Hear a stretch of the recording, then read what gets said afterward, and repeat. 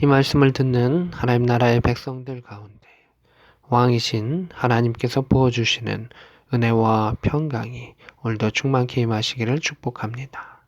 아멘. 말씀 보겠습니다. 요한계시록 1장 4절입니다. 요한은 사도 요한을 말하지요. 아시아에 있는 7교회에 편지하노니 이렇게 이야기하고 있습니다. 여기서 아시아는 우리를 말하는 게 아니죠. 그래서 우리는 굳이 말하면 동아시아라고 할 수 있고 여기는 소아시아라고 할 수 있는 지역이죠. 오늘날 지명으로 말하면은 터키 지역에 가깝습니다. 그리고 바울이 주로 사역했었던 에베소 교회가 있었던 그 지역이기도 합니다. 요한도 이 소아시아 지역, 이 에베소 지역을 중심으로 사역을 했었던 것으로 전해지고 있습니다. 아시아에 있는 7교회에 편지하노니 이제도 계시고 전에도 계셨고 장차 오실 이와 그의 보호자 앞에 있는 7영과 또 충성된 증인으로 이렇게 표현되어 있습니다.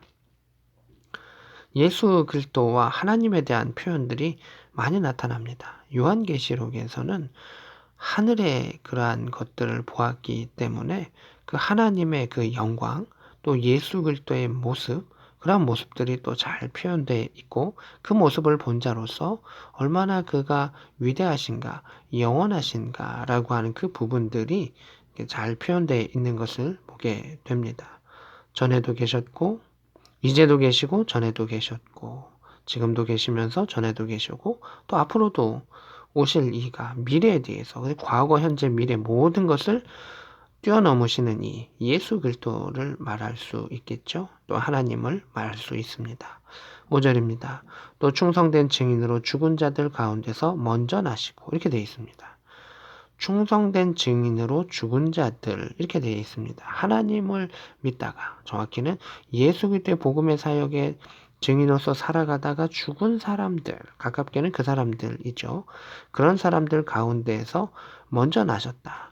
하나님의 백성으로 살아가다가 죽은 모든 백성들 가운데 먼저 나셨다, 먼저 부활하시고 먼저 첫 생명이 되신 누굴까요? 예수 그리스도를 표현하고 있습니다. 땅의 임금들의 머리가 되신 예수 그리스도로 말미암아 땅의 임금들의 머리는 무엇일까요?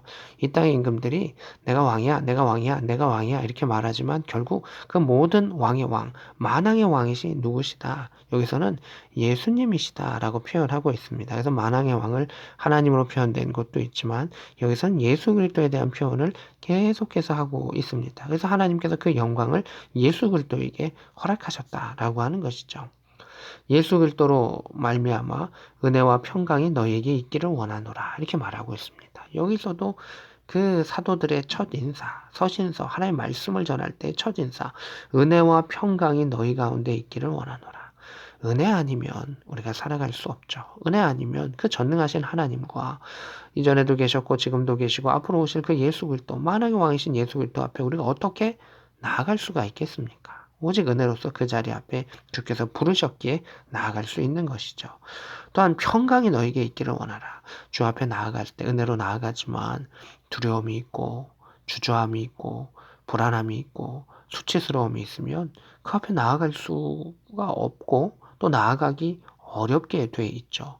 하나님께 주시는 평강이 있습니다. 나는 주님의 백성이다. 난 연약하고 죄인이지만 예수의 보혈로서 씻김을 받아서 하나님의 자녀다. 하나님 나를 긍휼히 여기시고 사랑하신다.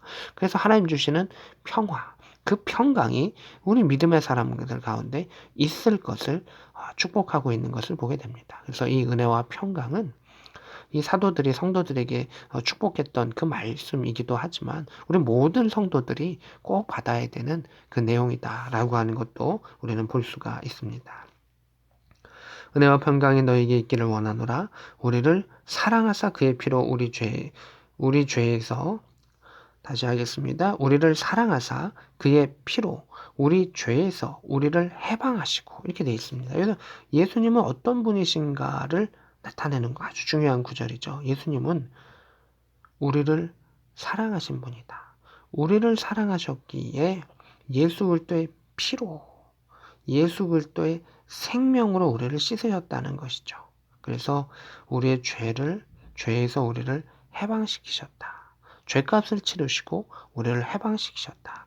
피를 쏟으시고 또는 피로써 우리 죄를 씻으시고 하나님께서 쓰시기에 합당한 자로 우리를 만들어 가셨다. 또 우리를 데려가셨다. 라고 표현할 수가 있는 것이죠. 뭐 이 표현이 적합할 수 있을지 모르겠지만 노예가 있습니다.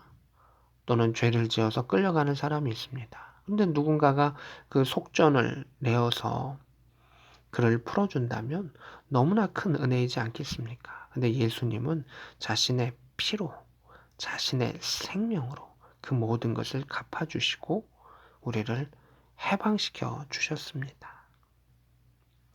6절입니다.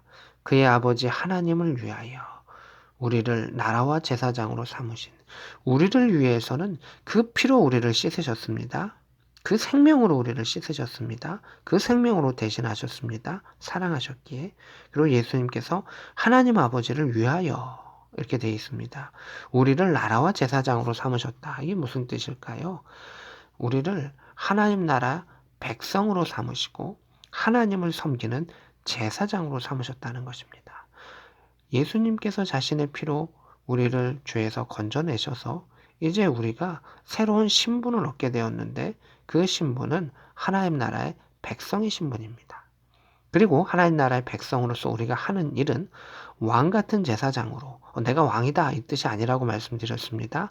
왕을 섬기는 제사장으로 왕의 권세를 높이는 그러한 존귀한 제사장으로 영적인 직위와 사명, 그 일을 감당한다. 그리고 하나님께서 우리를 그렇게 삼으셨다라고 하는 것입니다. 그래서 하나님을 섬기는 자로 우리를 하나님의 백성과 하나님 섬기는 제사장으로 삼으셨다. 그에게 영광과 능력이 세세토록 있기를 원하노라. 이 주님을 찬양하고 있는 모습이죠. 영광. 참으로 큰 단어인데 예수 그리스도 앞에 그러한 능력을 행하시고 우리를 위해서 다 피를 쏟으신 그 예수 그리스도에게 영광을 돌리고 그 모든 일들을 행하셨던 전능하신 그 능력이 세세토록 있습니다. 라고 찬양하고 높이는 그 모습을 보게 됩니다. 7절입니다.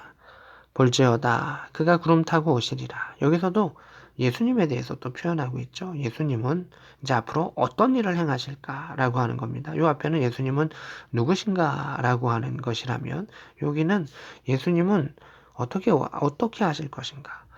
구름을 타고 오실 것이다. 이 구름이라고 하는 것은 뭐 손오공의 구름 이런 것이 아니죠. 하나님의 영광을 의미하는 것이죠. 그 영광 가운데 하나님의 능력을 보여주시는 가운데 임하시리라 라고 하는 것입니다.